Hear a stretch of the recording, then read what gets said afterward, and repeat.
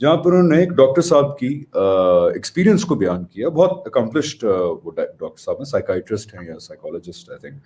تو انہوں نے ایک پیشنٹ کا انٹرویو کیا جنہوں نے ان کو اپنے بہت سارے جنموں کے بارے میں بتایا, پچھلے جنم جو ہے, اور ان کے لیے جو کنکلوسو پروف یہ ثابت ہوا کہ اس پیشنٹ نے ان کو بتایا کہ ایک عالم ارواح ہے, وہاں میں گئی اور وہاں پہ 2 اور روحیں بھی تھیں, ایک آپ کا بیٹا جس کا دل کا پرابلم تھا اور ایک آپ کے والد صاحب جو پتہ نہیں اس طرح تھے.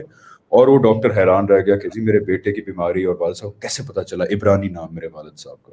تو ہم یہ دیکھتے ہیں کہ انہوں نے اپنی تحقیق کی ہے, لیکن کیا وہ یہ کر سکتے ہیں کہ وہ آ کے پبلک میں یہ بتائیں کہ جی کوئی بھی شخص میرے پاس آ جائے میں اس کے پچھلے جنم کی تفصیل بتا دوں گا, یا یہ کہ دنیا کے سارے ماہرین نفسیات کو وہ بتائیں کہ جی میں نے ایسا میکینزم وضع کر لیا ہے کہ آپ میں سے کوئی بھی شخص اس کو اڈاپٹ کرے گا تو اس کے نتیجے میں وہ کسی بھی مریض کے پچھلے جنم کی تفصیل بتا سکتا ہے.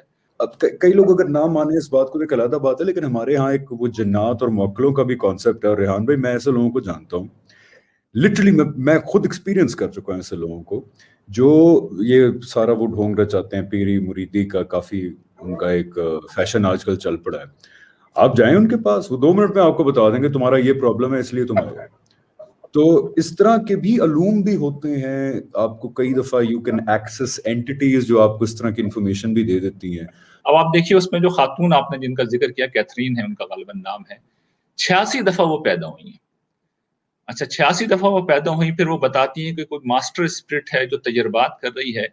تو اب میری فطرت کیا کہتی ہے, وہی کہتی ہے بھائی مجھے 86 دفعہ کسی نے کیوں پیدا کیا ہے. زندگی شروع ہوگی میں اور پھر ادھوری کہانی میں بھی اس کو بڑی تفصیل سے موضوع بنایا ہے, بلکہ ادھوری کہانی کا تو ایک خصوصی موضوع ہے کہ اس چیز کو زیر بحث لایا جائے. قرآن مجید کا تصور یہ ہے کہ عہد الست جس وقت لیا گیا تو اللہ تعالیٰ نے تمام انسانوں کو ایک ساتھ پیدا کیا, اور اس موقع کے اوپر جو رولز تھے سورہ بقرہ سے معلوم ہوتا ہے وہ بھی لوگوں کے سامنے تھے, اور اختیار بھی تھا, اور انسانوں کو پوری اسکیم وہاں پر دی گئی, بتائی گئی.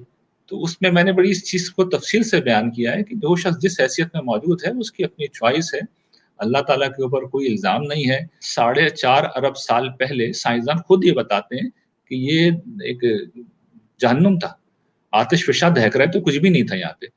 4.5 ارب سال کے اندر اللہ تعالیٰ گریجولی اسے مختلف مراحل سے گزار کر ایک جنت ہے اس وقت, اور ہر اعتبار سے ایک جنت ہے. تو بھئی یہ تو ہم نے بنا دیا, یہ گویا کہ زمانے کا امریکہ تھا. تو اگر کوئی نیپال جیسا ملک یہ کہے وہاں پہ کوئی ہادی کوئی دائی پیدا ہو اور وہ یہ کہے کہ بھئی کچھ وقت کی بات ہے کہ امریکہ رہے گا, نہ روس رہے گا, نہ چین رہے گا, اور جب نیپال جو ہے دنیا کی سپر پاور بن جائے گا, تو کون اس پہ یقین کرے گا. تو انسانی تاریخ میں یہ سب کچھ ہوا اور تاریخ نے اس کو ریکارڈ کیا ہے. یہ بات یاد رکھیے گا, اس سے پچھلے جتنے بھی واقعات ہوئے تھے وہ پری ہسٹورک ایرا کے اندر ہوئے تھے. یہ تاریخ کی پوری روشنی میں ہوا ہے, قرآن مجید نے اس کی پوری رودات کو محفوظ کیا ہے.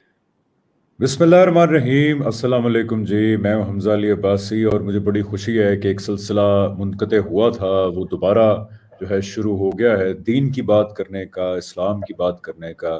اور ریحان بھائی کے ساتھ, جن کو آپ بہت سارے لوگ ان کے پین نیم ابو یحییٰ سے جانتے ہیں, تو ہم لوگ پہلے بات کر رہے تھے اور پھر سلسلہ منقطع ہوا, اور اب الحمدللہ ہم دوبارہ ان ٹچ ہیں. سو السلام علیکم ریحان بھائی, آئی ہوپ آپ ٹھیک ٹھاک ہوں گے, and very very happy to be again in touch with you. السلام علیکم جی, بہت شکریہ. مجھے بھی بڑی خوشی ہے کہ ایک سلسلہ جو منقطع ہو گیا تھا کچھ مصروفیات کی بنا پہ اللہ تعالیٰ نے اپنے فضل سے اس کو دوبارہ شروع کر دیا ہے.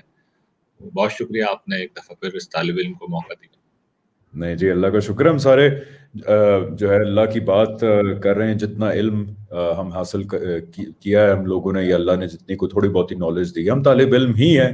تو لوگوں کو یہ بتانا مقصود ہے کہ ہم کوئی بہت بڑے ترم خان نہیں بیٹھے لیکچر دے رہے, طالب علم کی حیثیت سے. اور طالب علم کی حیثیت سے میں نے آپ کی کتاب پڑھی ادھوری کہانی, اور ایک طالب علم کی حیثیت سے جس طرح آپ نے سمجھانے کی کوشش کی آخرت, اس کے جو ڈائنامکس ہیں, جنت کے ڈائنامکس ہیں, سٹوری ٹیلنگ کے اسلوب کے اوپر, اٹ واز ویری انٹرسٹنگ ماشاءاللہ. سو آپ کا جو نیا ناول ہے ادھوری کہانی, پلیز جو بھی دین کے طالب علم ہیں اس کو ضرور پڑھیں. Is it available in the market? وہ ہے اویلیبل یا ابھی نہیں ہے, ابھی آ رہا ہے؟ جی اویلیبل ہے سب جگہ, اویلیبل. زبردست جی, زبردست. تو پلیز وہ پڑھیں, اٹس امیزنگ. وہ ایک سٹوری بھی بہت انٹرٹیننگ ہے, لیکن اس سٹوری میں آپ نے بڑے مستند جو دلائل ہیں وہ دیے ہیں کہ آخرت کی ڈائنامکس اور جنت کی ڈائنامکس کیا ہوں گی. خیر ہم بہت سارے ٹاپکس کے بارے میں بات کریں گے. Let's make it a once a week event جو ہم بات کریں گے اسلام کے بارے میں. اور آج میں جس بارے میں بات کرنا چاہتا ہوں وہ ایک بڑا ہی منفرد پہلو ہے جس کے بارے میں زیادہ بات نہیں ہوتی. ہم ایسے دور میں ریحان بھائی جہاں پہ بہت سارے کنفلکٹنگ آئیڈیاز جو ہیں ہمارے سامنے بڑے بآسانی آتے ہیں, اور یہ وہ دور نہیں ہے جو انفارمیشن کو کنٹین کیا جا سکے. اور میں بڑا دیکھ رہا تھا جاوید چودھری صاحب کا ایک آرٹیکل. جاوید چودھری صاحب ایک بہت مشہور جرنلسٹ ہیں ماشاءاللہ, and I was very happy کہ ان ٹاپکس کے اوپر, مذہب, ری انکارنیشن, آفٹر لائف کے اوپر بھی لوگ تحقیق کرتے ہیں, لکھتے ہیں. So very very appreciated article by Javed Chaudhry صاحب. ایکسپریس پہ ہے جی, اس کے اندر انہوں نے ری انکارنیشن کو ڈسکس کیا ہے. اور آج میں اس لیے بھی یہ ڈسکس کر رہا ہوں بیکاز میرے بھی بہت سارے لوگ جاننے والے ہیں جو ری انکارنیشن, ری برتھ کا جو ایک پوری فلسفی ہے اس کو پریزنٹ کرتے ہیں مد مقابل جو ریویلڈ مذہب کی آئیڈیالوجی ہے کہ جی ری انکارنیشن کوئی نہیں ہے, یہ دنیا ایک امتحان ہے, اس کے بعد ایک ججمنٹ ڈے ہے, اور اس ججمنٹ ڈے کے اوپر فیصلہ ہوگا آپ کے اعمال کے اوپر, ایمان کے اوپر, کہ آپ نے کہاں جانا ہے. آن دی ادر ہینڈ یہ ری برتھ کا ایک کانسیپٹ ہے, ری انکارنیشن کا, کہ جی ججمنٹ ڈے اٹ سیلف کوئی خاص چیز نہیں ہے. آپ اصل میں ایک اسپرٹ ہیں جو بار بار بورن ہوتی ہے اور اپنے اعمال کے لحاظ سے آپ کو ایک اور جسم دیا جاتا ہے, اور یہ اسی سائیکل کے تھرو آپ کی پیوریفیکیشن ہوتی ہے, اور ایونچولی اگر آپ اچھی زندگیاں جیتے چلے جائیں تو آپ موکشا اٹین کر لیتے ہیں. تو اسی حوالے سے جاوید چودھری صاحب نے بہت انٹرسٹنگ آرٹیکل لکھا ہے. Tell everybody to go and read it on Express کے اوپر انہوں نے لکھا ہے, جہاں پر انہوں نے ایک ڈاکٹر صاحب کی ایکسپیرینس کو بیان کیا. بہت اکمپلشڈ وہ ڈاکٹر صاحب ہیں, سائیکائٹرسٹ ہیں یا سائیکالوجسٹ آئی تھنک. تو انہوں نے ایک پیشنٹ کا انٹرویو کیا جنہوں نے ان کو اپنے بہت سارے جنموں کے بارے میں بتایا, پچھلے جنم جو ہے, اور ان کے لیے جو کنکلوسیو پروف یہ ثابت ہوا کہ اس پیشنٹ نے ان کو بتایا کہ ایک عالم ارواح ہے, وہاں میں گئی اور وہاں پہ 2 اور روحیں بھی تھیں, ایک آپ کا بیٹا جس کا دل کا پرابلم تھا, اور ایک آپ کے والد صاحب جو پتہ نہیں اس طرح تھے. اور وہ ڈاکٹر حیران رہ گیا کہ جی میرے بیٹے کی بیماری اور والد صاحب کیسے پتہ چلا, عبرانی نام میرے والد صاحب کا. سو پوائنٹ بینگ کہ ایک اسلام, یا میں تو کہتا ہوں ریویلڈ ریلیجن سارے ہیں, وہ ججمنٹ ڈے کا کانسیپٹ دیتے ہیں, اور ایک یہ والا کانسیپٹ ہے. تو آپ اس کو کیسے عقلی دلائل یا ہماری جو ریشنالٹی ہے وہ کس طرف جاتی ہے اور کیوں جاتی ہے؟ جی ریحان بھائی. دیکھیے اس میں 2 باتیں ہیں جو میں سمجھتا ہوں کہ ہمیں سمجھ لینی چاہیے. پہلی بات تو یہ ہے کہ جس طرح آپ نے بھی یہ بات فرمائی کہ یہ جو خاص پس منظر ہے جہاں سے بات آپ نے اٹھائی ہے کہ امریکی ماہر نفسیات کا معاملہ ہے, غالباً ڈاکٹر برائن رائس ان کا نام ہے اگر میں غلطی نہیں کر رہا, ان کی تحقیق کا یہ نتیجہ ہے. لیکن اصل میں ایک قدیم آریائی تصور ہے, اور اس وقت اگر ہم دیکھنا چاہیں تو ہندو مت میں اس کے لاکھوں کروڑوں, شاید 1 ارب کے قریب یا اس سے لگ بھگ پیروکار موجود ہیں جو کرم, تناسخ, آواگون یا انکارنیشن کے نقطہ نظر پر بلیف کرتے ہیں, اور پچھلے جنم کا اور اگلے جنم کا مکتی کا ایک تصور ہے پورا جو پایا جاتا ہے. اس کے متعلق یہ بات سمجھ لینی چاہیے کہ جو ریویل مذہب جتنے بھی ان کے مقابلے میں انسانوں نے اپنے تصورات بھی پیش کی. مثال کے طور پر توحید کا جو عقیدہ ہے تو آپ دیکھیے کہ اس کے بالمقابل ٹرینٹی کا ایک عقیدہ ہے, تثلیث کا ایک عقیدہ ہے جو مسیحیت میں مثال کے طور پر پایا جاتا ہے. ویسے تو یہ بھی قدیم تصور ہے, لیکن مسیحیت میں باپ, بیٹا, روح القدس, خود ہندو مت میں یہ پایا جاتا ہے. اگر آپ دیکھیے تو برہما, وشنو, شیوا کے عنوان سے یہ ہندو مت کے اندر بھی یہ نقطہ نظر پایا جاتا ہے. تو اسی طریقے سے عقیدہ آخرت, ججمنٹ ڈے کے بالمقابل یہ نقطہ نظر ہے جو پیش کیا گیا, اور اس میں پھر جنم در جنم ایک زندگی کا تصور ہے کہ جو آتما ہے اس کے کرم ہوتے ہیں اور وہ اچھے یا برا ہوتے ہیں, اور ان پر ڈیپینڈ کرتے ہوئے پھر اگلے جنم میں انسان کو ایک نیا قالب دیا جائے گا, ایک نیا وجود دیا جائے گا جو ہو سکتا ہے کہ جانوروں کا بھی ہو. تو اس کے متعلق یہ سمجھ لینا چاہیے کہ یہ جو چیز ہے اور اس طرح کی جتنی بھی چیزیں ہوتی ہیں ان کے ساتھ استدلال نہیں ہوتا, دلیل نہیں ہوتی. وہ کچھ لوگوں کے دعوے ہوتے ہیں, کچھ لوگوں کے بیانات ہوتے ہیں, کچھ لوگوں کے خیالات ہوتے ہیں, بعض اوقات ان کے نفس کی جو قوتیں ہیں وہ کار فرما ہوتی ہیں. تو اصل میں یہ دیکھنا چاہیے کسی بھی, یعنی جو دوسری بڑی اہم بات ہے اس پورے معاملے میں جو ہمارے جیسے طالب علموں کے سامنے رہنی چاہیے, کہ ایک نقطہ نظر ہے تو وہ کس استدلال پر کھڑا ہوا ہے. یعنی یوں تو آپ دیکھیں تو ان ساری چیزوں کو آپ چھوڑیں، خود مسلمانوں میں آپ کو بہت سے لوگ ملیں گے جو یہ کہیں گے کہ جی ہم فلاں مزار پہ گئے تھے اور وہاں پر ہم نے مراد مانی اور وہ پوری ہو گئی. ہم گئے تھے اور وہاں پر وہ بزرگ نے ہم نے دعا کی، ہماری اولاد نہیں تھی، اولاد ہو گئی. تو بڑے یقین کے ساتھ لوگ آپ کو اپنے واقعات آ کے سنائیں گے. اس طرح کی 10 چیزیں آپ کو ہر جگہ مل جائیں گی. لیکن علم کی جو دنیا ہوتی ہے وہ استدلال کی دنیا ہوتی ہے. تو استدلال کی دنیا کو جب ہم دیکھتے ہیں، اس کا جائزہ لیتے ہیں تو پتہ ہی چلتا ہے کہ اس طرح کے جتنے بھی تصورات ہوتے ہیں وہ اپنا کوئی استدلال پیش نہیں کر سکتے. یعنی استدلال کا مطلب کیا ہوتا ہے؟ یہ ایک تفصیلی چیز ہے جو اگر آپ پوچھیں گے تو میں بتاؤں گا کہ استدلال اتنی سادہ اور سمپل چیز نہیں ہوتی، دلیل اتنی سمپل چیز نہیں ہوتی کہ 2-4 لوگ بیانات دیں اور وہ بات پوری ہو جائے. مثال کے طور پر انہی ڈاکٹر برائن وائس کو اگر آپ لے لیجئے تو ہم یہ دیکھتے ہیں کہ انہوں نے اپنی تحقیق کی ہے، لیکن کیا وہ یہ کر سکتے ہیں کہ وہ آ کے پبلک میں یہ بتائیں کہ جی کوئی بھی شخص میرے پاس آ جائے میں اس کے پچھلے جنم کی تفصیل بتا دوں گا، یا یہ کہ دنیا کے سارے ماہرین نفسیات کو وہ بتائیں کہ جی میں نے ایسا میکینزم وضع کر لیا ہے کہ آپ میں سے کوئی بھی شخص اس کو اڈاپٹ کرے گا تو اس کے نتیجے میں وہ کسی بھی مریض کے پچھلے جنم کی تفصیل بتا سکتا ہے. تو ہم یہ دیکھتے ہیں کہ یہ اس طرح کی صورتحال نہیں ہے، بلکہ ان کے پاس مریض آتے ہیں، علاج کرانے آتے ہیں. ظاہری بات ہے وہ نفسیاتی طور پہ پہلے ہی اب نارمل ہوتے ہیں اور اس میں بہت کچھ انسان کی نفسیات، اس کی نفسی قوتیں ہیں، ان کا بھی کچھ عمل دخل ہوتا ہے. تو اگر کوئی بات فرض کر لیں صحیح بتا بھی دی ہے تو اس کی بنیاد کے اوپر کوئی نقطہ نظر قائم نہیں کیا جا سکتا. اس کے لیے تو دلیل چاہیے، استدلال چاہیے. تو دلیل استدلال کیا ہوتی ہے یہ ایک دوسری بحث ہے. میں سمجھتا ہوں پہلے ہمیں اس کو سمجھنا چاہیے. جب اس کو ہم سمجھ لیں گے تو پھر یہ ممکن ہوگا کہ اب ہم اس اوغان کے نظریے کے، تناسخ کے جو نظریہ ہے، کرم کا جو نظریہ ہے، اس کا پھر اسلام میں جو اس کے بالمقابل نقطہ نظر موجود ہے جو کہ حقیقی نقطہ نظر ہے، قیامت کا تصور ہے، حیات بعد از ممات کا تصور ہے، اس کا پھر موازنہ کر کے انشاءاللہ اس پروگرام میں دیکھیں گے. تو اگر آپ کہتے ہیں، اجازت دیتے ہیں تو میں پھر وہ استدلال کا بھی جائزہ لے لیتا ہوں. ہاں بالکل بالکل، کیونکہ استدلال ہی آج کل کی دنیا کے اندر جو ویلیوبل ہے، بیکاز وہ دور چلا گیا جب آپ کہتے تھے کہ بس ایک بات ہے لکھی ہوئی ہے کتاب میں مان لو. تو استدلال بالکل آپ بتائیں. اس سے پہلے میں ایک بات ایڈ کرتا چلوں کہ اس آرٹیکل میں مجھے اور چیز یہ لگی کہ ڈاکٹر صاحب جو کنونس ہوئے وہ اس بات پہ ہوئے کہ نالج ایک ان کو دی گئی اس پیشنٹ کی طرف سے کہ آپ کے والد صاحب کا عبرانی نام یہ تھا اور آپ کے بیٹے کو دل کی یہ تکلیف تھی اور اس لیے وہ کچھ دن کی عمر کے اندر وفات پا گیا.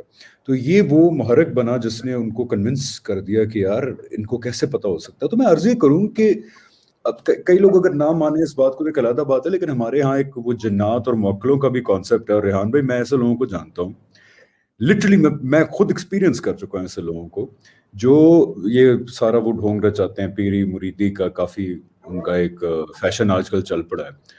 آپ جائیں ان کے پاس، وہ 2 منٹ میں آپ کو بتا دیں گے تمہارا یہ پرابلم ہے اس لیے تم آؤ. تو اس طرح کے بھی علوم بھی ہوتے ہیں. آپ کو کئی دفعہ یو کین ایکسس اینٹیز جو آپ کو اس طرح کی انفارمیشن بھی دے دیتی ہیں. تو مجھے جو تھوڑی سی آکورڈ بات لگی وہ یہ تھی کہ اس بنیاد کے اوپر ڈاکٹر صاحب نے بڑا اس کو سیریسلی لے لیا اس پیشنٹ کو. لیکن دلائل پہ ہم آتے ہیں، لیکن اس سے پہلے بہرحال یہ بھی حقیقت ہے کہ ایسے کئی کیسز بھی موجود ہیں جہاں پہ ایک اور کیس ہے کسی اور ملک کا، جہاں پہ کسی بچے نے ان کو بتایا کہ میں فلانے ملک کی اس جگہ پہ رہتا تھا پچھلے جنم میں اور اس ملک پہ کبھی نہیں گیا تھا اور اس کے ارد گرد یہ مونیومنٹس ہیں، وہاں یہ فیچرز ہیں، اور جب گئے تو پتہ لگا کہ بالکل گھروں کا بھی وہی لے آؤٹ تھا جس طرح بچے نے بتایا. اس طرح ورلڈ وار 1 میں ایک ریسنٹ بندہ تھا، اس نے کہا جی میں پچھلے جنم میں ورلڈ وار 1 کا ایک پائلٹ تھا، میرا جہاز وہاں پہ کریش ہوا تھا، اس کا ملبہ اس جگہ پہ ہے، وہ بھی غالباً کہیں مل گیا تھا. تو بہرحال اس طرح کے جو واقعات آتے ہیں اور ان کے پیچھے اس طرح کی سٹوری ہوتی ہے تو I don't blame certain people for looking at it and being a little convinced کہ مے بی یہ ری انکارنیشن جو ہے وہ ہو سکتا ہے ٹھیک ہو. تو یہ ہے تو گیم ساری انڈیویجول ایکسپیرینسز کی جو ان اینی کیس بڑے سبجیکٹو ہوتے ہیں. لیکن بہرحال ہم دلائل کی اب دنیا میں آتے ہیں کہ جب آپ دلیل کی بات کرتے ہیں تو why is it more rationally reasonable کہ نہیں یہی ایک زندگی ہے، اسی کے اندر آپ نے جو کرنا ہے کر لیں اور اس کے بعد ایک ججمنٹ ڈے ہوگا اس کائنات کو اور ہمیں بنانے والے کے سامنے جس کی بیس پہ فیصلہ ہوگا، rather than کہ ایک آٹومیٹڈ پروسیس ہے of one life after another جس کی بیس پہ آپ جائیں گے آگے. تو اس کے عقلی دلائل کیا ہیں جو ہماری انٹلیکچوئل اور ریشنل سینسز کو اپیل کرتے ہیں؟ میں اس سے پہلے یہ چاہوں گا کہ خود ہماری انٹلیکچوئل کیپیسٹی کیا ہے، ہماری انٹلیکچوئل استعداد کس طرح کام کرتی ہے، ہم چیزوں کو کس طرح سمجھتے ہیں، کیسے مانتے ہیں، کیسے قبول کرتے ہیں، اس کا ایک مختصر سا جائزہ لے لوں. اس لیے کہ اس کو سمجھے بغیر آپ میری اس بات کو سمجھ نہیں سکتے کہ ان لوگوں کی بات کے پیچھے کوئی دلیل نہیں ہے اور قرآن مجید سر دلیل کے اوپر کھڑا ہوا ہے. دیکھیے انسان چیزوں کو 3 طریقے سے مانتے ہیں. پہلا طریقہ کیا ہے کہ ہمارے پاس کسی بھی معاملے میں کوئی ڈائریکٹ ایویڈنس ہوتا ہے، یعنی براہ راست کوئی مشاہدہ ہے، کوئی تجربہ ہے، جس کو عام طور پر سائنس کی دنیا میں امپیریکل ایویڈنس بھی کہا جاتا ہے، تجربی ثبوت بھی کہا جاتا ہے. مثال کے طور پر اگر میں یہ کہوں کہ کل سورج 5:42 پر صبح طلوع ہوگا، تو میں یہ کہہ سکتا ہوں کہ آپ صبح اٹھیے کل اور 5:40 پر باہر جا کے کھڑے ہو جائیں تو آپ دیکھیں گے کہ 2 منٹ بعد سورج طلوع ہو جائے گا. تو یہ کیا ہے؟ یہ مشاہدہ ہے. اور میں اس وقت یہ کہوں کہ گرچہ یہاں روشنی ہے لیکن در حقیقت رات ہے، تو میں باہر جا کے بتا سکتا ہوں، آپ کو بھی دکھا سکتا ہوں کہ دیکھیے اندھیرا ہو رہا ہے، چاند تارے چمک رہے ہیں، یہ اس بات کا ثبوت ہے کہ رات ہے. تو ڈائریکٹ مشاہدات ہوتے ہیں جو ہمارے حواس کے ذریعے سے ہم کر سکتے ہیں. وہ ہماری آنکھوں سے بھی ہوتے ہیں، وہ ہمارے کان سے بھی ہوتے ہیں، وہ ہمارے لمس سے بھی ہوتے ہیں، وہ ہماری زبان بھی چیزوں کو چکھتی ہے، ہماری ناک بھی خوشبو یا بدبو کو سونگھتی ہے. تو یہ ہمارے حواس ہیں جو ہمیں علم دیتے ہیں، یہ ڈائریکٹ ایویڈنس ہوتا ہے. دوسرا اسی کے ذیل میں جیسے کہ میں نے عرض کیا کہ تجربات کی بنیاد پر لیبارٹریز کے اندر یا ایک خاص طرح کے انوائرمنٹ میں ہم کچھ آبزرویشنز کرتے ہیں، کچھ چیزوں کو مختلف طریقوں سے پروسیس کرتے ہیں اور کچھ میجرمنٹ کرتے ہیں. مثال کے طور پر اگر یہ دعویٰ کیا جائے کہ پانی کا ایک مالیکول ہائیڈروجن کے 2 ایٹم سے اور آکسیجن کے 1 ایٹم سے بنا ہے، H2O جو اس کا فارمولا ہے، تو یہ محض میرا یا کسی سائنسدان کا دعویٰ نہیں ہوگا، بلکہ جو شخص چاہے اس خاص انوائرمنٹ میں جائے جہاں پر پانی کی تحلیل کی جا سکتی ہے اور وہاں پر وہ مالیکول کو تجزیہ کر کے یہ دیکھ سکتا ہے کہ اس میں واقعتاً ہائیڈروجن کے 2 ایٹم ہیں اور آکسیجن کا 1 ایٹم ہے. تو یہ پہلی قسم ہے دلیل کی جس کی بنیاد پر کسی بھی حقیقت کو مانا جاتا ہے، یعنی یا تو تجربہ ہوتا ہے یا مشاہدہ ہوتا ہے.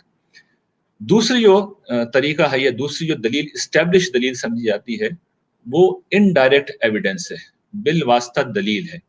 یہ ذرا تھوڑا مشکل کانسیپٹ ہے، مجھے اس کو تھوڑا سمجھانا پڑے گا آسان انداز میں، لیکن یہ میں بتا دوں کہ یہ بھی ایک مسلمہ علمی استدلال ہے. پہلا استدلال بھی علمی تھا، علم کی دنیا میں ایکسیپٹ کیا جاتا ہے، حقائق مانے جاتے ہیں.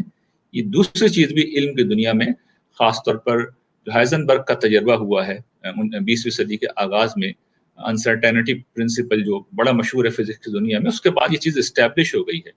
اچھا اس میں ہوتا کیا ہے، اس کو پہلے سادہ مثال سے سمجھیے کہ اگر اس وقت آپ کے کانوں میں ایک آواز آئے ایمبولینس کے سائرن کی اور وہ سائرن کی آواز بتدریج تیز ہوتی چلی جائے، تو آپ کیا کنکلوڈ کریں گے؟ اس سے آپ یہ کنکلوڈ کریں گے کہ یہ ایمبولینس جس کو گرچہ آپ نے نہیں دیکھا وہ اصل میں آپ کے قریب آ رہی ہے، اور پھر تھوڑی دیر بعد آپ محسوس کریں کہ اس کی آواز ہلکی ہو رہی ہے. تو گرچہ آپ نے ایمبولینس کو نہیں دیکھا، اس کے سائرن کو آپ سن رہے ہیں اور اس کی ہلکی ہوتی ہوئی آواز سے آپ اس کی ڈائریکشن بتا سکتے ہیں کہ وہ مجھ سے دور جا رہی ہے. تو یہ گویا کہ آپ انفر کرتے ہیں، آپ اخذ کرتے ہیں، یہ انڈائریکٹ ایویڈنس ہے. اچھا اس کی بھی 2 بڑی اقسام ہیں. اس کی پہلی قسم وہ ہے کہ جس میں ہم عام طور پر میکرو ورلڈ میں یا مائکرو ورلڈ میں جہاں پر ہم حقائق تک پہنچ ہی نہیں سکتے، ہم وہاں پر اس طریقے کو استعمال کرتے ہیں. سب اٹامک ورلڈ میں ہم جانتے ہیں، میں نے ہائزنبرگ اس کا بھی نام لیا ہے، وہ اصل میں سب اٹامک لیول کے اوپر ایک تجربہ تھا جو کیا گیا تھا. آپ سنتے ہوں گے اکثر یہ جو ماہرین ہیں ہمیں یہ بتاتے ہیں، فزکس کے ماہرین یہ بتاتے ہیں کہ بھئی فلاں گلیکسی دریافت ہوئی ہے اور وہ اتنے نوری سال کے فاصلے کے اوپر ہے. تو آپ کا اور میرا کیا خیال ہونا چاہیے کہ انہوں نے کوئی فیتا لے کے یہ میجرمنٹ کی تھی؟ یہ پاسبل نہیں ہے، یعنی یہ میجرمنٹ کی نہیں جا سکتی براہ راست. اس کا ایک ہی طریقہ ہوتا ہے کہ سورس سے، یعنی وہاں سے جو روشنی ہمارے پاس آ رہی ہے اس کی ویو لینتھ کو دیکھیں، اس کے موومنٹ کو دیکھیں اور اس کو کمپیریزن کریں، یعنی بالواسطہ طریقے سے وہ ساری کیلکولیشن کرتے ہیں اور بڑی حد تک بالکل ایکوریٹ قسم کی नताइज हमें दे देते हैं। तो ये इसकी इनडायरेक्ट एविडेंस की एक किस्म है। इसकी दूसरी किस्म वो होती है कि जिसमें हमारे पास माजी का कोई वाक़या आता है। अब माजी के किसी वाक़ये को तो हम नहीं देख सकते ना, यानी रोमन एम्पायर मौजूद थी, ये एक अज़ीम सल्तनत मौजूद थी। सवाल ये है कि मैं और आप तो उस रोमन एम्पायर को नहीं देख सकते, जूलियस सीज़र को नहीं देख सकते। इसी तरीके से यहाँ पर मुग़ल एम्पायर थी, और बल्कि बहुत करीब में आप चले जाइए, 9/11 से पहले तो आप वर्ल्ड ट्रेड सेंटर को देख सकते थे, लेकिन इस वक़्त तो न्यूयॉर्क में आपको कोई वर्ल्ड ट्रेड सेंटर नहीं मिलेगा। लेकिन इसके बावजूद हम इनमें से तमाम चीज़ों को हम लोग मानते हैं। हम रोमन एम्पायर को मानते हैं, मुग़ल एम्पायर को मानते हैं, हम वर्ल्ड ट्रेड सेंटर को भी मानते हैं कि एक ज़माने में था। तो ये मानना किस बुनियाद के ऊपर होता है कि या तो इजमाई इल्म इसकी तायद कर रहा होता है या कतई नौइयत का दस्तावेजी सबूत होता है। तो ये इल्म की दुनिया में दूसरा तरीका है, यानी बिलवास्ता इस्तदलाल, इनडायरेक्ट एविडेंस, इसकी भी 2 इक़साम होती हैं। ये 2 चीज़ें हो गई। तीसरी जो चीज़ है, गर्चे वो इल्म की दुनिया में तो बहुत ज़्यादा इस्तेमाल नहीं होती, बल्कि शायद बिल्कुल इस्तेमाल नहीं की जाती, लेकिन इंसानों की दुनिया में उसका बहुत इस्तेमाल होता है। और वो ये कि हम किसी हकीकत को उस वक़्त कबूल करते हैं जब हमारी फ़ितरत उसे कबूल करती है। यानी पहली चीज़ थी वो हवास से हासिल होने वाला इल्म था। दूसरी जो चीज़ थी वो अक़ल से हासिल होने वाला इल्म था।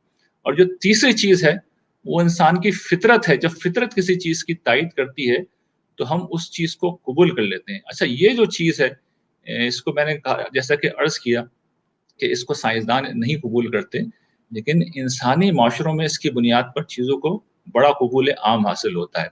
अब इसी केस की मिसाल ले लिए जो आपने पेश किया था, जो जावेद चौधरी साहब ने अपने कॉलम के अंदर डॉक्टर राइस के हवाले से जो कुछ भी, डॉक्टर वाइस, सॉरी उनका नाम मैं गलत ले रहा हूँ, डॉक्टर वाइस के हवाले से जो उन्होंने बात लिखी थी। अब आप देखिए उसमें जो खातून आपने जिनका ज़िक्र किया, कैथरीन है उनका ग़ालिबन नाम है, 86 दफ़ा वो पैदा हुई हैं। अच्छा, 86 दफ़ा वो पैदा हुई, फिर वो बताती हैं कि कोई मास्टर स्पिरिट है जो तजर्बात कर रही है। तो अब मेरी फ़ितरत क्या कहती है? वो ये कहती है, भई मुझे 86 दफ़ा किसी ने क्यों पैदा किया है? मैं तो इस चीज़ को कबूल करने के लिए तैयार नहीं हूँ कि ये कोई माकूल बात हो सकती है। क्या वजह है? क्या मकसद है? फिर ये है कि वो मास्टर स्पिरिट जो है, रूहों पे तजर्बात कर रही है। क्या तजर्बात कर रही है? मैं कोई तख्ता मश्क हूँ कि जिसको निशानेबाज़ी का हदफ बनाया जाए? तो मेरी तो फ़ितरत इस तरह के किसी भी तसव्वुर को उठा के फेंक देगी, कबूल ही नहीं करेगी।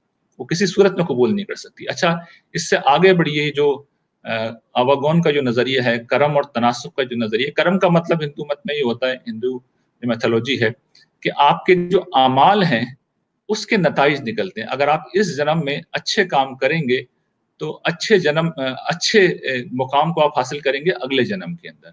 और इस जन्म में आप कोई बुरा काम करेंगे, तो जो आने वाला जन्म है, उसमें आपको कोई खराब मुकाम दिया जाएगा, हो सकता है आपको जानवर बना दिया जाए।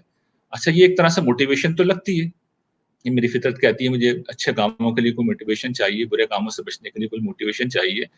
लेकिन आप एक लम्हे के लिए सोचें कि जो लोग इस वक़्त मौजूद हैं, और वो उनमें से कोई शख्स अगर बदहाल है, और ज़्यादातर लोग बदहाल ही होते हैं, गरीब ही होते हैं, परेशान हाल ही होते हैं, तो आपने किस दर्जे का मुजरिम उसे बना दिया कि भई तुम पिछले जन्म में एक बदकार इंसान थे, तुम बुरे काम कर रहे थे।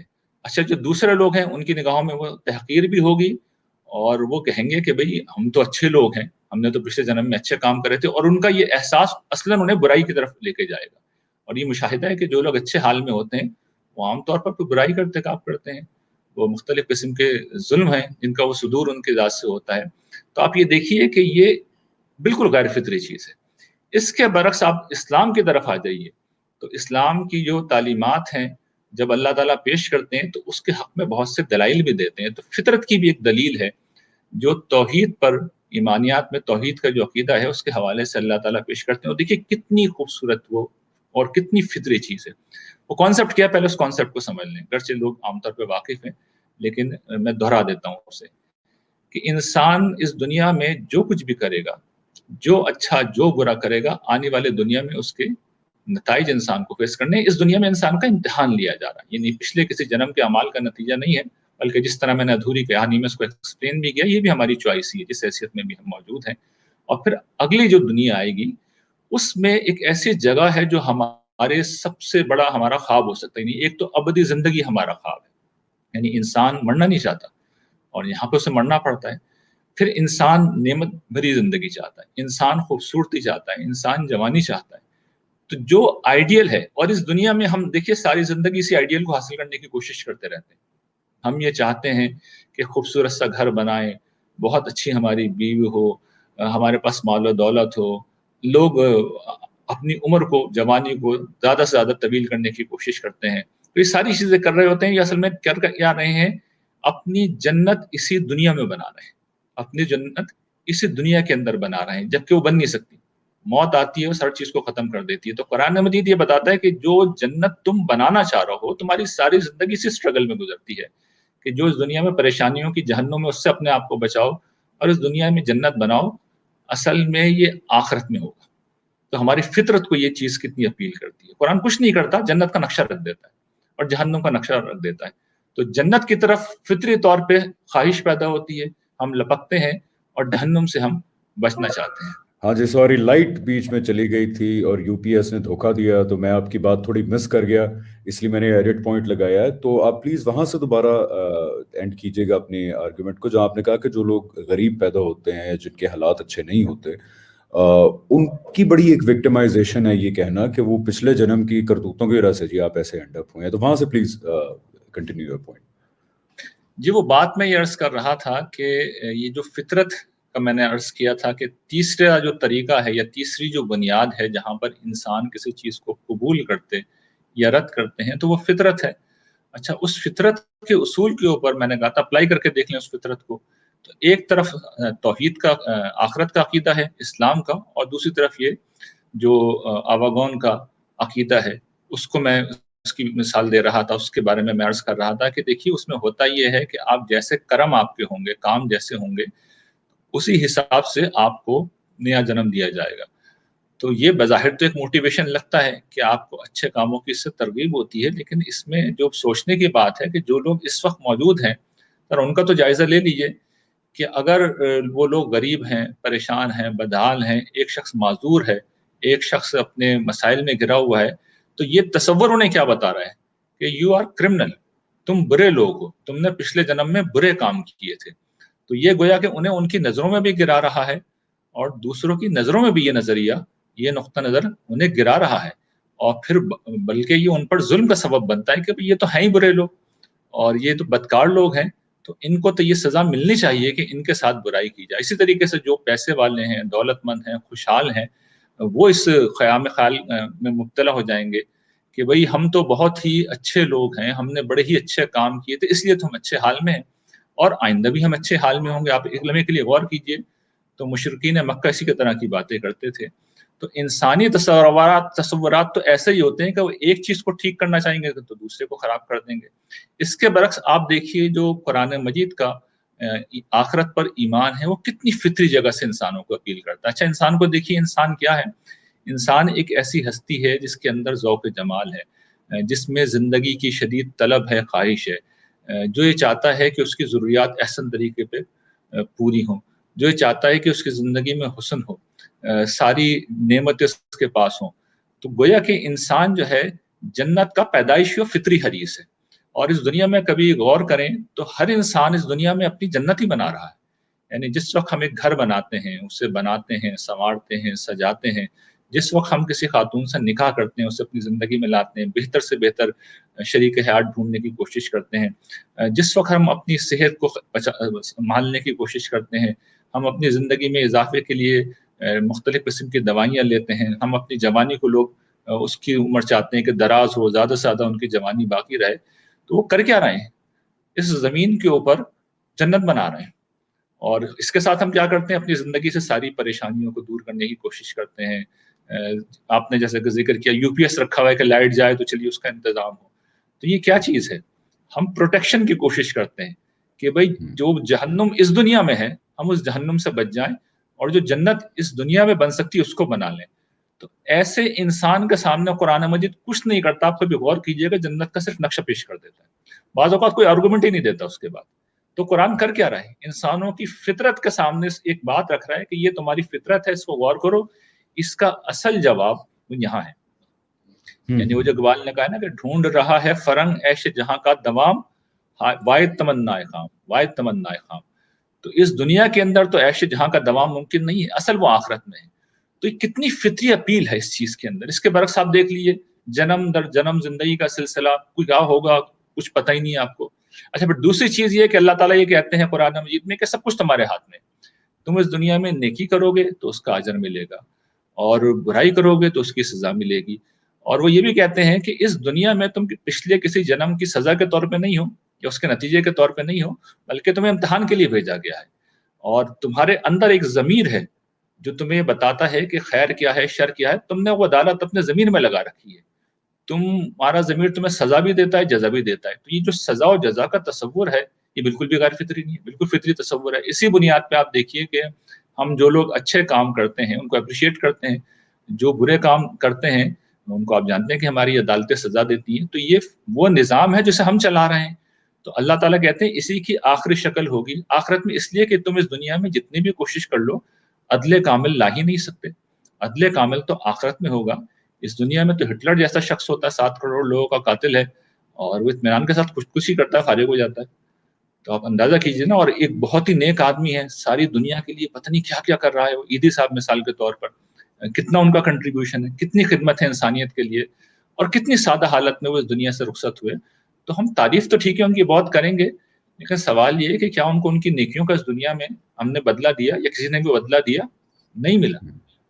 تو یہ ایسے میں قرآن مجید کا جو تصور آخرت ہے وہ آپ دیکھیے کہ ہماری فطرت کو کتنا اپیل کر رہا ہے. تو یہ جو فطرت کا استدلال ہے، یہ میں نے عرض کیا تھا کہ یہ گرچہ علم کی دنیا سے قبول نہیں کرتی لیکن انسانوں کے ہاں یہ بہت اپیلنگ ہے، اس کی بڑی غیر معمولی حیثیت ہے. تو یہ بنیادی استدلال ہے جو آخرت کے معاملے میں قرآن مجید کرتا ہے. اس کے علاوہ بھی ایک دنیا استدلال کی، جس میں سمجھیے کہ وہ جو میں نے استدلال کے پیچھے اقسام گنوائی ہیں کہ ڈائریکٹ ایویڈنس بھی شامل ہے اس کے اندر اور انڈائریکٹ ایویڈنس بھی شامل ہے. اگر آپ پوچھیں گے تو میں دونوں کی مثالیں عرض کر دوں گا. بالکل ٹھیک ہے. I want to add to actually more things یہاں پہ کہ ایک تو آپ نے بالکل درست کہا کہ یہ جو نظریہ ری انکارنیشن کا یہ وکٹمائز کرتا ہے ان لوگوں کو کہ جو برے حالات میں اس دنیا کے اندر موجود ہیں، کٹھن حالات میں، غربت میں یا مظالم جھیل رہے ہیں. اور اسی کی ایک مینیفیسٹیشن ہم دیکھتے ہیں جو کاسٹ سسٹم کی اوریجنیشن ہے، جس کی ایک بہت بڑی مثال ہمارے نیبرنگ ملک میں ہے کہ وہ یہی ہے نا کہ آپ اگر لوور طبقے سے تعلق رکھتے ہیں، یعنی آپ غریب ہیں، آپ کے حالات خراب ہیں، تو وہ بہرحال آپ ہی کا قصور ہے اور آپ نے ایسے ہی رہنا ہے، یہ آپ کا پچھلے جنم کا کارما ہے. جیسے پھر شودروں کی کاسٹ بن گئی، اس طرح وہاں پہ ہائرارکی بن گئی. ایک تو یہ یو رائٹ کہ اس کا ایک بائی پروڈکٹ جو ہے وہ اس طرح کا کاسٹ سسٹم ہے. فطری طور پہ اگر میں یہ بلیو کروں کہ آپ کے اس وقت کے حالات آپ کے اپنے کرتوت ہیں، تو اس کا ایک نیچرل جو ہے وہ آؤٹ کم یہ نکلے گا which is a very very very bad and problematic outcome. اچھا اس میں بھی مسئلہ یہ ہے کہ یہ آپ کے جو اپنے اعمال ہیں اس دنیا کے نہیں ہیں جن کی آپ کریکشن کر لیں، وہ تو پچھلے دنیا کے ہیں، پچھلے جنم کے، پچھلی دنیا کے. ایگزیکٹلی، مطلب جس کا میں کچھ نہیں کر سکتا، کچھ بھی نہیں کر سکتا. تو دوسری چیز آپ نے بہت اچھی کی جو مجھے اپنا ذاتی طور پہ یہاں پہ جواب ملا قرآن سے، وہ یہ ہے کہ اگر یہ سارا پروسیس ہو بھی رہا ہے تو آئی ایم جسٹ گنی پگ دین، کہ مجھے مطلب وہ مدر اسپرٹ نے اٹھا لیا ہے اور بار بار بار بار بار بار پتہ نہیں کتنے ارب سال کے لیے جو ہے میں لگا رہوں گا اس چکر کے اندر. اور اس جنم میں مجھے پچھلا جنم بھی یاد نہیں ہے، اگلے جنم میں مجھے یہ جنم یاد نہیں ہوگا. تو somehow it does not appeal to my فطرت کہ یار میرا کیا قصور ہے. میں مدر اسپرٹ سے مل کے پوچھنا چاہتا ہوں کہ یہ کیا کر رہی ہیں آپ، مطلب براہ مہربانی مجھے اس اذیت سے نکالیں، کہیں ایک جگہ کہیں زندگی جی لی ہے اس کا بتائیں کہ کیا کرنا ہے آپ نے، پھر ریوارڈ دینا ہے، پنشمنٹ دینی ہے. لیکن اس کا ایک جو کہتے ہیں نا کہ اعتراض یہ بھی آ سکتا ہے کہ جو پھر ریویلڈ مذہب جو ہے وہ کہتا ہے کہ جی آپ اس دنیا میں امتحان کی غرض سے ہیں، تو پھر یہ امتحان میں کیوں ڈلا ہوا ہوں، چاہے ایک دفعہ کا امتحان ہو یا 86 امتحان ہو یا 100 امتحان ہو، بہرحال امتحان تو ہے ہی. تو اگر میں ایک ہی امتحان میں اس دنیا میں اور ججمنٹ کا میں نے سامنا کرنا، تو وہ بھی کیوں ہے، میں کیوں ہوں امتحان میں؟ اگر اللہ تعالیٰ وہ کہتے ہیں اتنی محبت کرتے ہیں تو آپ کو اس امتحان میں ڈالا ہی کیوں دا فرسٹ پلیس؟ مجھے جو جواب ملا وہ یہ ملا کہ ہم نے یہ امتحان خود اپنے لیے چوز کیا ہے. جو قرآن کے اندر ڈیٹیلز آتی ہیں کہ اللہ تعالیٰ نے جب عالم ارواح میں دنیا بنانے کا فیصلہ کیا تو ایک ٹرسٹ آفر کیا.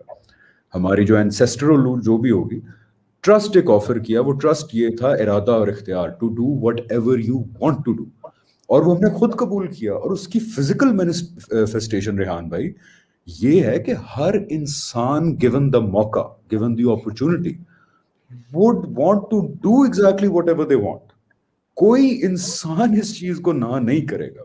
दूसरा मुझे एक एविडेंस ये भी नेचर में नजर आता है कि हम देखते हैं कि जानवर जो हैं या हमारे अलावा जितनी स्पीशीज हैं वो एक बड़े सेट प्री डिफाइंड पैटर्न के अंदर अपनी जिंदगियां जीती. उनके एज इन कि there is a boundary around them which they do not cross. हाँ, आप उनको नए ट्रिक सिखा सकते हैं, आप उनको नई कुछ हैबिट सिखा सकते हैं, लेकिन वो ये नहीं कर रही जो हम कर रहे हैं.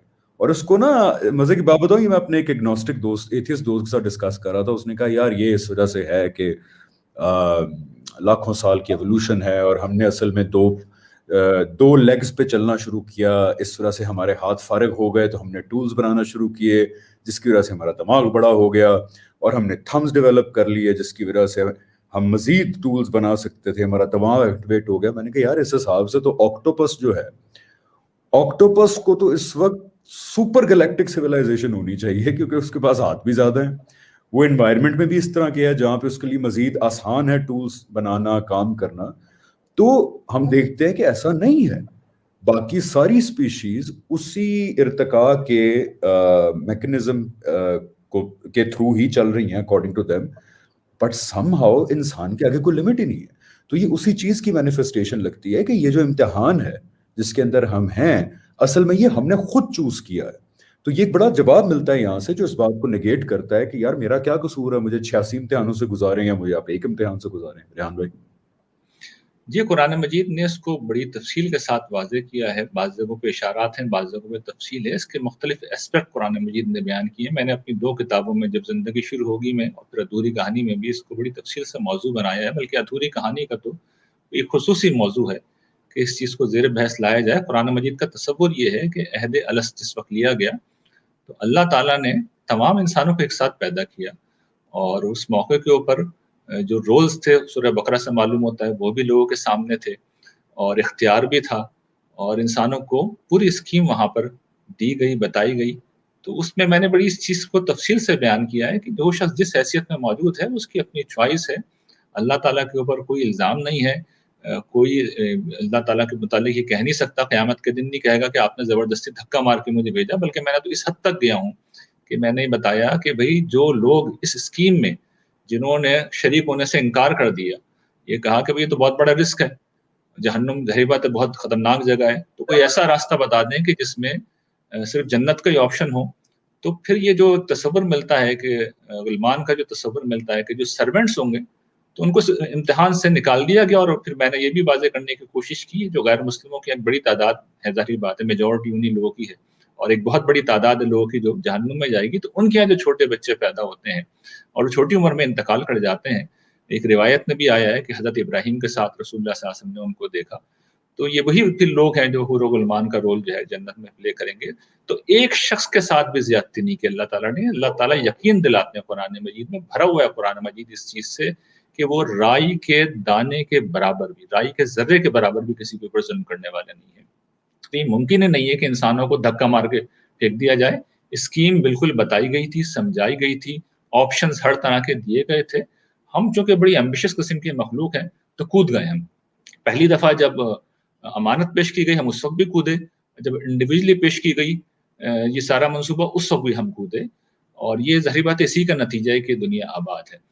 जो बात मैं अर्ज़ कर रहा था, जो मैं समझता हूँ कि टाइम शायद इतना ना बचा हो, वो मैं चाह रहा हूँ कि आज आखिरत के इश्यूज़ कवर हो जाएँ. उसमें 2 चीज़ें मैं अर्ज़ कर रहा था कि जो मैंने इस्तदलाल की 3 किस्में बताई थी, उसमें से फ़ितरत तीसरी चीज़ थी. इसके अलावा एक था डायरेक्ट एविडेंस और एक था इनडायरेक्ट एविडेंस. मैं चाहता हूँ कि अगर आप इजाज़त दें, तो मैं अब उन पे गुफ्तगू कर लूँ, क्योंकि वो जी फिर जी जी, प्लीज काफ़ी अहम प्लीज, चीज़ है. All yours, last 10 minutes.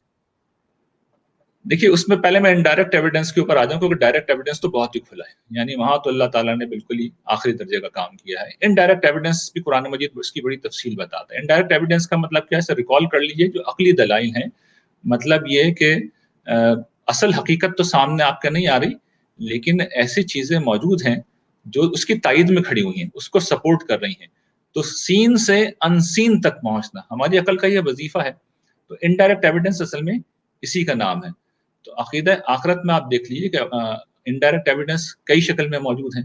अल्लाह ताला ये दिखाते हैं, ये बताते हैं कुरान मजीद में कि तुम ज़रा इस आलम के ऊपर निगाह डालो और तुम ये बात देखो کہ یہاں پر نعمتوں کے انبار لگے ہوئے ہیں. یہ ایک ایسی دنیا ہے جو اپنی نوعیت کے اعتبار سے قاتل کائنات ہے، کلر یونیورس ہے. میں اس کو کائنات کو یہی کہتا ہوں، کلر یونیورس ہے. یہاں سورج کو آپ دیکھ لیجیے، اس کا کام اس کے سوا کوئی ہے ہی نہیں کہ جھلسا دے، ختم کر دے. یہ فضا جس میں ہم سانس لیتے ہیں، یہ آکسیجن یعنی ایک خاص تناسب سے بڑھ جائے تو یہی ہم سب کو ہلاک کرنے کے لیے بہت ہے. پانی اس وقت جہاں موجود ہے ہماری زندگی کا سبب ہے، اگر زیادہ بڑھ جائے تو پورے قدرت کو کھا جائے گا یہ. اور یہ کوئی ایسا بڑا معاملہ نہیں ہے، بالکل تھا یہاں پہ ایک زمانے میں. تو کائنات جتنی بھی ہے وہ اپنی نوعیت کے اعتبار سے، فطرت کی، کائنات کی، قدرت کی جتنی طاقتیں ہیں وہ کلر ہیں. وہ کائنات کے پوری طاقت جو ہے اس چیز کے اوپر لگی ہوئی ہے، اس کے زندگی کو ختم کر دے. اس کے بعد یہاں جب وہ ساری طاقتیں پہنچتی ہیں تو ہم یہ دیکھتے ہیں کہ کرۂ ارض پہ پہنچنے کے بعد وہ زندگی لینے کے بجائے زندگی دینے لگتی ہے. سورج ایک خاص فاصلے پہ آ جاتا ہے، دن اور رات کا سلسلہ انتہائی متناسب و متوازن ہو جاتا ہے. سمندر پانی بنا، جو میٹھا پانی کا سٹوریج ایک طرح سے بن جاتا ہے، جہاں پہ ضرورت کے وقت جتنی ضرورت ہوتی ہے میٹھا پانی اٹھا لیا جاتا ہے اور برسا دیا جاتا ہے. تو ایک ایک چیز ہے جو زندگی بخش ہے. تو یہاں سے اب ایک استدلال ہے جو اللہ تعالیٰ کرتے ہیں، اور وہ استدلال یہ ہے کہ دیکھو تمہارا اپنا اصول یہ ہے کہ جب تم کسی کو کوئی نعمت دیتے ہو، کوئی ذمہ داری دیتے ہو، تو اس سے پوچھتے بھی تو ہو نا. مثال کے طور پر ہم کوئی فیکٹری بناتے ہیں، ملازمین رکھتے ہیں، ان کی تنخواہیں مقرر کرتے ہیں، ان کو ہم ساری فیسیلیٹیشن دیتے ہیں، ان کو روم دیتے ہیں، کمپیوٹر کی کسی کو ضرورت ہے کمپیوٹر دیتے ہیں، کسی کو وردی کی ضرورت ہے وردی دیتے ہیں، بہت سے لوگوں کو رہائش بھی دی جاتی ہے، سارا اہتمام کیا جاتا ہے. اب اس کے بعد وہ ورکر جو ہے فیکٹری کے اندر ادھم مچا دے، سرکشی کرے، وہاں پر وہ غبن کرے، وہ چوری کرے.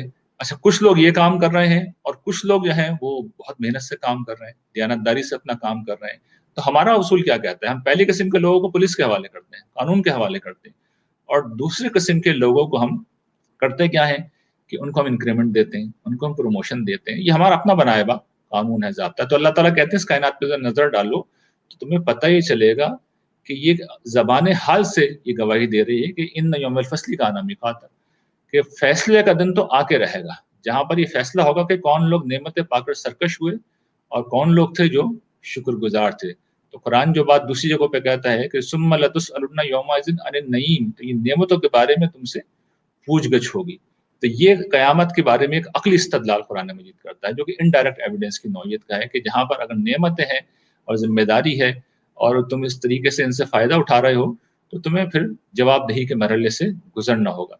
پھر ایک اور چیز جو خاص طور پر کفار کے پس منظر میں تھی وہ یہ کہ بھئی ہم نے تو آج تک دیکھا ہی نہیں ہے کہ کوئی مرنے کے بعد دوبارہ زندہ ہو. تو اب قرآن مجید نے انڈائریکٹ ایویڈنس کے انبار ہیں جو وہاں پہ لگا دی ہیں. قرآن یہ کہتا ہے کہ ذرا تم غور کرو، تم کہتے ہو کہ ہم تمہیں دوبارہ زندہ نہیں کر سکتے، ایک نیا عالم نہیں بنا سکتے، تو ذرا غور کرو، تم پہلے بھی نہیں تھے، تم نہیں تھے، ہم نے تمہیں پیدا کیا جبکہ تمہارا کوئی وجود بھی نہیں تھا، کوئی نمونہ بھی نہیں تھا، کوئی ماڈل بھی نہیں تھا جسے دیکھ کے بنایا جا سکے، تو ہم نے تمہیں پیدا کر دیا. اچھا، پیدا بھی کس طرح کیا؟ قرآن اس پہ بھی توجہ دلاتا ہے کہ تم غور کرو، مٹی سے بھی پیدا کیا، تم غور کرو، پانی سے، نطفے سے بھی تمہیں پیدا کیا، تمہیں مدغہ اور علقہ سے بھی یعنی گوشت کی بوٹی سے بھی، اور جو ہے جمے ہوئے خون سے بھی. یہ رحم مادر میں انسان کے مختلف مراحل ہوتے ہیں، آپ اس میں سے کسی چیز کو بھی دیکھ لیں. یعنی اگر کبھی کوئی ڈاکٹر جو ہوتے ہیں وہ تو اس بات کو سمجھتے ہیں کہ اگر ماں کے پیٹ سے اگر مس کیریج ہو جائے تو جمع ہوا خون اگر آپ دیکھیں اسے تو آپ سوچ نہیں سکتے کہ اس سے انسان پیدا ہو جاتا ہے، ایک قطرہ آپ سے انسان پیدا ہو جاتا ہے. تو اس طرح پیدا کیا تمہیں ہم نے. یعنی اچھا، پھر وہ کہتے ہیں کہ تم کہتے ہو نیا عالم نہیں بن سکتا، تو یہ عالم کس نے بنایا ہے جس میں تم جی رہے ہو؟ میں نے عرض کیا کہ یہ عالم ایسا ہے، آپ غور کیجیے، یہ آدھی جنت تو ہے. یعنی ہمارا جو کرۂ ارض ہے 4.5 ارب سال پہلے سائنسدان خود یہ بتاتے ہیں کہ یہ ایک جہنم تھا، آتش فشاں دہک رہے تو کچھ بھی نہیں تھا یہاں پہ. 4.5 ارب سال کے اندر اللہ تعالیٰ گریجولی اسے مختلف مراحل سے گزار کے ایک جنت ہے اس وقت، اور ہر اعتبار سے ایک جنت ہے. تو بھئی یہ تو ہم نے بنا دیا اور اس کے بعد ہم دوبارہ نہیں بنا سکیں گے. تو یہ ایک اور انڈائریکٹ ایویڈنس ہے. اچھا، پھر وہ کہتے ہیں کہ تم ذرا نظر ڈالو کہ یہ جو بارش ہوتی ہے، مردہ زمین تم اپنی آنکھوں کے سامنے دیکھتے ہو. خاص طور پہ میں تو جس شہر میں رہتا ہوں کراچی میں، صحرائی علاقہ ہی ہے، اور یہاں سارا سال زمین بنجر پڑی رہتی ہے. اس کے بعد بارش کا سیزن آتا ہے جیسے کہ اب آیا ہے، اور 2-4 مہینے بارش ہوتی ہے یہاں پر، پورے سال نہیں ہوتی. لیکن ان 2-4 مہینوں میں ہم اپنی آنکھوں سے دیکھتے ہیں کہ وہ جو مردہ زمین ہے وہ اس طرح لہا اٹھتی ہے کہ کچھ حد نہیں ہے. پانی तालाबों में हम देखते हैं कि जमा हो जाता है, ज़्यादा ज़ोरदार बारिश हुआ और फिर उस तालाब के अंदर पता नहीं कौन-कौन सी ज़िंदगियाँ हैं जो पैदा होने लगती हैं। तो अपनी आँखों से हम ये देखते हैं कि मुर्दा ज़मीन ज़िंदा होती है और फिर मुर्दा हो जाती है, फिर ज़िंदा होती है। तो हर साल ये मुशाहिदा अपनी आँखों से हम कर रहे हैं। कुरान मजीद इसको भी पेश करता है। फिर कुरान मजीद एक और इनडायरेक्ट एविडेंस देता है कि भाई तुम गौर करो, तुम रोज़ाना जब सोते हो तो क्या हो रहा होता है? ये एक नौइयत की मौत है जो तुम पे वारिद हो रही होती है और हम रोज़ाना सुबह तुम्हें उठा देते हैं। तो कुरान मजीद इन सारी चीज़ों को हमारे सामने पेश करता है और ये कहता है कि भई ये इनडायरेक्ट एविडेंस ये बताते हैं कि जिसने पहली दफ़ा सब कुछ किया है और जो रोज़ाना इस तरह ज़िंदगी मौत को तख्लीक कर रहा है कि कभी बारिश से ज़िंदगी पैदा कर रहा है, कभी तुम्हारी नींद से ज़िंदगी को जन्म में ला रहा है, वो इसी तरीके से सूरज, चाँद, तारे तुम देखते हो कि रोज़ाना छुपते हैं, रोज़ाना नमूदार हो जाते हैं। तो जो खुदा ये सब कुछ कर रहा है, वो तुम्हें क्यों नहीं ज़िंदा कर सकता? तो ये कुरान मजीद का डायरेक्ट एविडेंस है जो दूसरा कुरान मजीद इनडायरेक्ट एविडेंस पेश करता है। अच्छा, उसके बाद मैं चाहता हूँ कि आखिर में डायरेक्ट एविडेंस के ऊपर आ जाएँ, इसलिए कि ये सबसे बड़ा एविडेंस है और ये डायरेक्ट एविडेंस बिल्कुल इसी नौइयत का है, जो डायरेक्ट ऑब्जर्वेशन की नौइयत का है। और इसमें फिर देखिए होता ये था, कुरान मजीद ने जो कमाल किया है, वो हमें रसूलों की दास्तानें हमें तो नहीं सुनाई, असल में तो मुशरिकीन मक्का को सुनाई थी। तो वहाँ पर जो सूरत हाल थी वो ये थी कि अल्लाह ताला ने एक रसूल की बेइज्जत की थी और रसूल का मामला ये होता है कि जब वो अपनी कौम में आते हैं, तो वो एक तरफ तो आखिरत की उन्हें खबर देते हैं, बताते हैं कि भई एक दिन आएगा, सारी दुनिया को पैदा किया जाएगा, इनाम दिया जाएगा नेकोकारों को, बदकारों को अज़ाब दिया जाएगा। रसूल इसके साथ ये बताते हैं कि अब हम तुम्हारी कौम में आ चुके हैं, तो तुम्हारे लिए अल्लाह ताला की अदालत दुनिया में लगने वाली है। चुनांचे आप देखिए इसी पसमंज़र में कुरान मजीद कौम नूह का किस्सा सुनाता है, कौम आद का किस्सा सुनाता है, कौम समूद का किस्सा सुनाता है, आले फ़िरौन की दास्तान सुनाता है, कौम शुएब की कहानी सुनाता है। ये सारी दास्तानें सुनाकर कुरान मजीद कुफ़ार मक्का को ये वार्निंग देता है कि अब तुम्हारे दरमियान भी रसूल आ चुके हैं। तो ये ख़्याल करना कि आ कुफ़ारुकुम खैरुम मिन उलाइकुम अम लकुम बराअतुन फ़िज़ ज़ुबुर, कि ये जो तुम्हारे कुफ़ार हैं, सूरह कमर में कुरान मजीद ने सारी कौमों के किस्से सुनाए हैं कि ये बताओ कि ये तुम्हारे कुफ़ार हैं, ये पिछले कुफ़ार से बेहतर हैं या सहीफ़ों में कोई बारात तुम्हारे लिए लिखी है। और कुरान मजीद इस दर्जे में जाता है कि वहाँ पर पेशगोई कर देता है कि इनको बड़ा नाज़ है कि जो है ये बहुत बड़ा जत्था है, बहुत बड़ा गिरोह है, ये गालिब रहने वाले हैं। तो अल्लाह ताला कहते हैं कि सयुहज़मुल जमु व युवल्लून अद-दुबुर, कि इनका जत्था जो है शिकस्त खाएगा और ये पीठ फेर के भागेंगे। ये जंग बदर का नक्शा जो कुरान मजीद ने खींचा है और ये पूरा हुआ।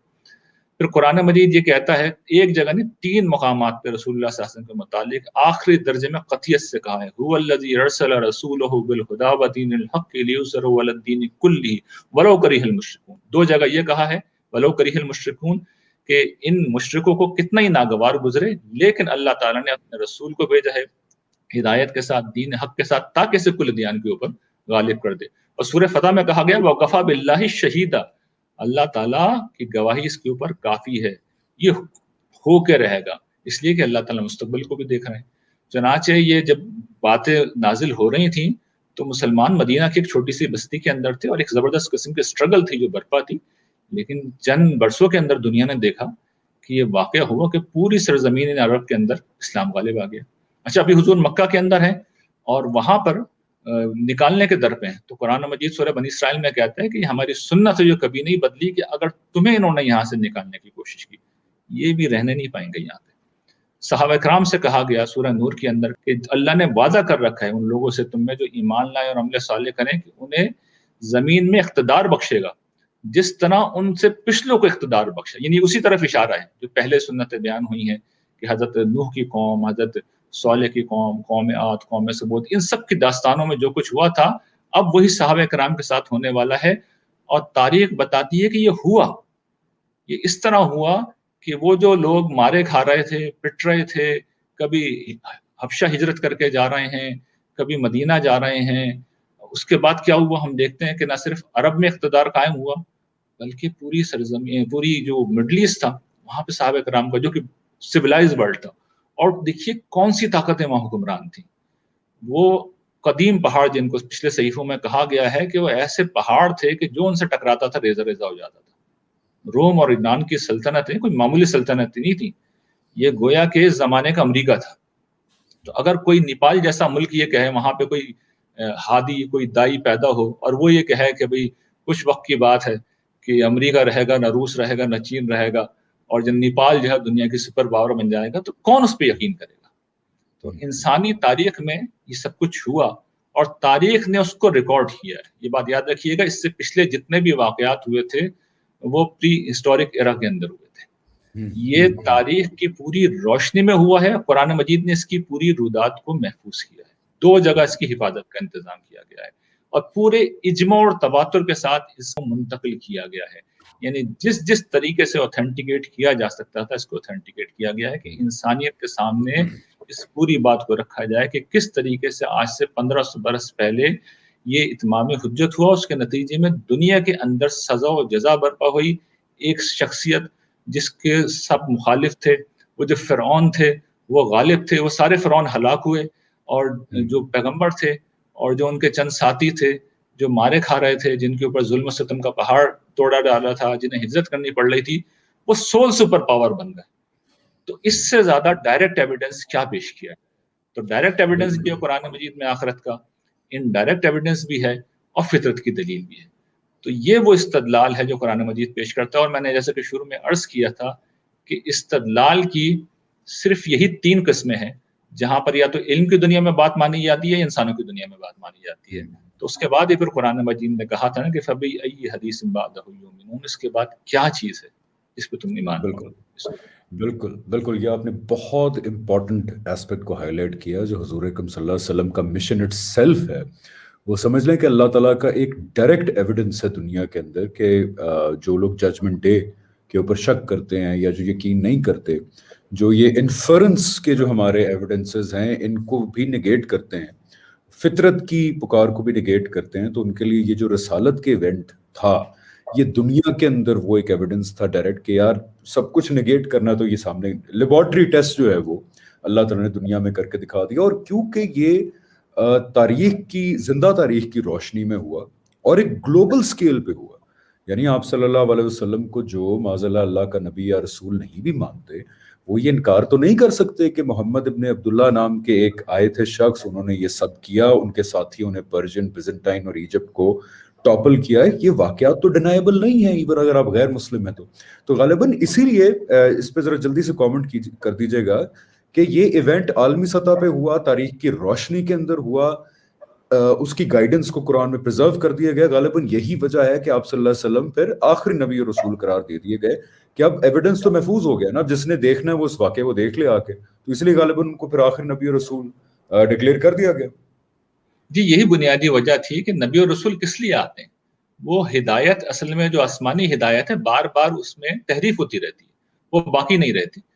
تو ایک پوری امت تھی جو رسول اللہ صلی اللہ علیہ وسلم کے بعد اٹھائی گئی، اور وہ امت عام امت نہیں تھی، وہ سپر پاور ہے. یعنی وہ 1400 برس تک 1200 برس تک سپر پاور رہی. اس کے بعد وہ پرنٹنگ پریس آ گیا تو قرآن ویسے محفوظ ہو گیا، تو نبوت کو جاری رکھنے کی کوئی ضرورت نہیں تھی. یعنی آپ دیکھیں نا، اس کے بعد تو رسول اللہ صلی اللہ علیہ وسلم کو جو کہا گیا ہے رحمت للعالمین ہے، وما ارسلناک الا رحمت للعالمین، تو اس کا ایک پہلو یہ بھی ہے کہ دیکھیے جس وقت نبی یا رسول آتا ہے تو اس کا امکان پیدا ہو جاتا ہے کہ کچھ لوگ کفر بھی کریں گے اور مارے جائیں گے. تو حضور کی رحمت کا ایک پہلو یہ تھا کہ یہ امکان بھی ختم کر دیا گیا. یعنی اب سب کو مارجن مل جائے گا، کچھ نہ کچھ، چاہے منکر بھی ہوں. دیکھیے رسول کا منکر جو ہوتا ہے نا، اس کے پاس کچھ بھی نہیں بچتا، کچھ بھی نہیں رہتا. تو یہ بھی حضور کی رحمت کا ایک پہلو ہے کہ نبوت کو ختم کر دیا گیا. نہ نبی کوئی آئے گا، نہ کفر اور انکار کا مسئلہ پیدا ہوگا. یعنی کہ ہم سب سے مشکل امتحان میں اب نہیں ڈلیں گے، الحمدللہ کہ آخری رسول آ گئے، تو ہمیں وہ امتحان نہیں فیس کرنا پڑے گا کہ رسول کی گائیڈنس کو آئیڈینٹیفائی کر کے سرنڈر کریں. اچھا ایک آخر میں، کیونکہ یہ میں چاہ رہا ہوں کہ ہم اگلے پروگرام میں، اب کیونکہ ہم ذرا وارم اپ بھی ہو گئے، اس ایونٹ کو فوکس کریں، کیونکہ لوگ اکثر یہ کہتے ہیں کہ جی ٹھیک ہے آپ اسلام کے پرسپیکٹو سے یا ریویلڈ مذہب کے پرسپیکٹو سے تو بات کر رہے ہیں، لیکن آپ کی بات سنیں ہی کیوں seriously in the first place? کیونکہ اور بھی بہت کنٹینڈنگ آئیڈیالوجیز ہیں، تو why should one even listen in the first place? اس تناظر کے اندر یہ رسالت کا ایونٹ جو ہے وہ بہت اہم ہے، because this gives that point of first contact کہ یار یہ اتنا بڑا پیچھے جو ہے یہ واقعہ کھڑا ہوا ہے ایک دلیل کے طور پہ، and this is the reason why you should listen very seriously in the first place. مانے نہ مانے وہ آپ کے اپنے اختیار میں ہیں. تو میں چاہوں گا کہ اگلے پروگرام کے اندر ہم اس پہ میں بس ایک کمنٹ کر دوں. بات پروگرام آپ ختم کر رہے ہیں کمنٹ کر دوں کہ یہ جو رسالت کا انسٹیٹیوشن ہے یہ اصل میں کیا ہے؟ رسالت کا انسٹیٹیوشن کا یا رسول کے آنے کا مطلب یہ کہ اب خدا خود بول رہا ہے، خدا سامنے آ گیا، وی مسٹ لسن، سب کو سننا ہوگا. اور یہی وہ بات جو ہم نے عرض کی تھی کہ اگر نہیں سنیں گے تو پھر کفر میں کوئی شک نہیں ہے، پھر ہلاکت و بربادی میں کوئی شک نہیں ہے، پھر کوئی گریس مارکس نہیں ہوگا. بالکل بالکل ٹھیک ہے. رسول کا مطلب یہ ہے کہ خدا خود آ چکا ہے، خود اللہ تعالیٰ جو ہے وہ آپریٹ کر رہے ہیں زمین پر. دیکھیں ہمارا حضور صلی اللہ علیہ وسلم کا کلیم ہی تو یہی تھا نا کہ جی میں خود اب کچھ نہیں کر رہا، میرے پیچھے اس کائنات کا خدا کھڑا ہوا ہے، he is giving me instructions, I am executing those instructions. اور وہ ساری کمیونیکیشن پرزروڈ ہے قرآن کے اندر. یہ بہت بڑا میریکل ہے. آئی تھنک اس کو جتنا ہائی لائٹ کیا جائے اتنا کم ہے، and will do that in the next programme. ایک آخری سوال جو ہے اس تناظر کے اندر، یہ جو ری انکارنیشن ورسز ججمنٹ کا کانسیپٹ ہے، کہ بالکل ٹھیک ہے، فطرت کا بھی تقاضا ہے، انڈائریکٹ ایویڈنس بھی جو ہے وہ اسی طرف پوائنٹ آؤٹ کرتا ہے، ڈائریکٹ ایویڈنس بھی اس طرف پوائنٹ آؤٹ کرتا ہے، ہماری ریشنلٹی بھی اس کو ایکسیپٹ کرتی ہے، ہمارا انٹلیکٹ بھی اس کو ایکسیپٹ کرتا ہے. اور یہ بھی ایک ہے کہ یہ ٹیسٹ بھی ہم نے خود لیا، اور اس کا ریوارڈ دیکھتے ہوئے ایک چیز یہاں ہائی لائٹ کرنا ضروری ہے کہ یہ جو کانسیپٹ ہے کہ اللہ تعالیٰ اس ٹیسٹ کے مقصد کے لیے وہ پورا عالم، بلکہ وہ ایک پردے میں ہے، یعنی کہ وہ اس وقت ہم آبزرو نہیں کر سکتے اس کو، جیسے کہ فرشتے ہیں یا اللہ تعالیٰ کی اپنی ذات ہے. یہ پوائنٹ ذرا ہائی لائٹ کیجیے گا، بیکاز اکثر لوگ یہ کہتے ہیں کہ یار ٹیسٹ تو ٹھیک ہے، لیکن ٹیسٹ میں کامیابی کا سب سے بہترین طریقہ یہ ہے کہ اللہ تعالیٰ خود آ جائیں، اپنے آپ کو دکھا دیں، سب کے سب اس ٹیسٹ میں پاس ہو جائیں گے کہ جی واقعی اللہ ہیں اور ہم ایمان لائے. تو جو اللہ تعالیٰ اور وہ عالم کو پردے میں رکھنے والا ایسپیکٹ ہے اس ٹیسٹ کے مقصد کے حصول کے لیے، اس کو پلیز ہائی لائٹ کیجیے گا کہ کہاں ہمیں یہ پتہ لگتا ہے اور یہ کیوں ضروری ہے کہ وہ پردے میں ہی رہیں ہماری موت تک اس دنیا کے اندر. دیکھیے حمزہ، اس سوال کا اگر میں جواب دوں گا، ایک تو تھوڑا طویل جواب ہے اس کا، اور دوسرا یہ کہ توحید پہ بھی ہمیں بات کرنی ہے. تو جس وقت توحید کو زیر بحث لائیں گے اور وجود باری تعالیٰ کو، تو وہاں میں تفصیل سے بتاؤں گا. بس ایک مختصر میں یہ عرض کر دیتا ہوں کہ اگر اللہ تعالیٰ پردہ یہ اٹھا دینا غیب کا، تو پھر کس کی مجال ہے کہ کوئی نو کہے؟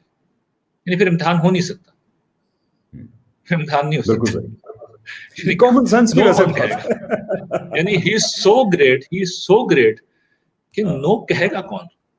ہماری تو حالت یہ ہے ریحان بھائی کہ وہ سامنے ٹریفک پولیس والا کھڑا ہو تو سگنل نہیں توڑتے یہاں پہ بڑے بڑے، بجائے کہ اللہ تعالیٰ سامنے آ جائیں اور پھر کہیں جی اب امتحان ہے، تو وہ امتحان تو نہ ہوا نا، تو بالکل ختم ہو گیا، پھر تو معاملہ ختم ہو گیا. قرآن میں بار بار آتا ہے کہ یہ جو کہتے ہیں نا ہمیں دکھاؤ دکھاؤ، یہ دیکھ تو لیں گے ایک دن، لیکن جس دن دیکھیں گے اس دن امتحان ختم ہو جائے گا، وہ تو پھر ججمنٹ کا ایمان لانا کوئی فائدہ نہیں دے گا. قرآن کہتا ہے ایمان لانا کوئی فائدہ نہیں دے گا تمہارا، کوئی فائدہ نہیں دے گا، بیکاز پھر تو سب ہی کہیں گے جی بالکل زبردست. بالکل ٹھیک ہے ریحان بھائی، آج ہم نے ذرا وارم اپ ہوئے، ہم نے ری انکارنیشن ورسز جو ججمنٹ ڈے کا کانسیپٹ ہے اس کی ہم نے بات کی، اینڈ آئی ہوپ ہمارے لوگوں کو اس سے مفید جو ہے وہ انفارمیشن ملی ہوگی. لیکن اگین میں بہت خوش ہوا یہ جاوید چودھری صاحب کا آرٹیکل پڑھ کے، بیکاز اس طرح کی بحثیں ہونی چاہیے، اس طرح کی ڈسکشنز ہونی چاہیے ہمیں. بلکہ بڑا I am very thankful to Javed Chaudhry صاحب کہ انہوں نے یہ لکھا اور اس سے ایک بڑی ہیلدی جو ہے وہ ڈسکشن نے جنم لیا. سو تھینک یو ریحان بھائی. انشاءاللہ ان دا نیکسٹ پروگرام ہم رسالت کے جو ہے انسٹیٹیوشن پہ میں چاہتا ہوں مزید بات کریں، بیکاز میرے لیے ذاتی طور پہ وہ بہت ہی ایک کنکلوسو دلیل ثابت ہوئی اس پورے مذہب کے مقدمے کی، کہ ایک کلیم تھا and that claim fulfilled exactly as it was claimed and that was presented as evidence of the credibility of the claim. تو ریحان بھائی بہت شکریہ. انشاءاللہ اگلے ہفتے جو ہے اسی وقت کوشش کریں گے دوبارہ اکٹھے ہوں اور ڈسکشن کو آگے لے کے جائیں. سو السلام علیکم ریحان بھائی. السلام.